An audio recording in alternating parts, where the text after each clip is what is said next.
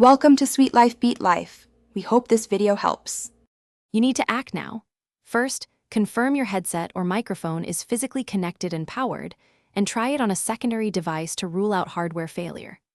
Once done, open your operating system settings and make sure the app has microphone permission and background network access.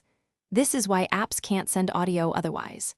Then close the voice app fully and restart both the app and your device to clear locks and reinitialize drivers and network stacks.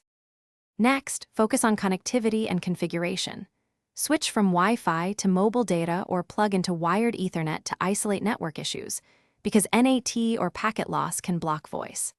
Then open the app's voice settings and confirm server region, audio codec, and whether push-to-talk is enabled versus open mic, since misconfiguration will mute you.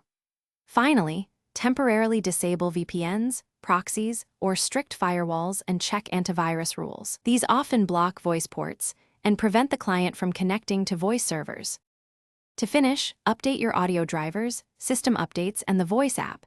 If problems persist, reinstall the app to remove corrupted files.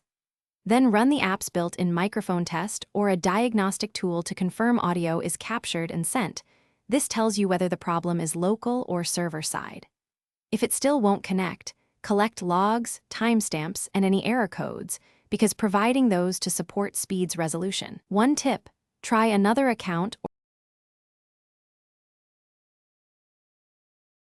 Thanks for watching. Consider subscribing if we helped you.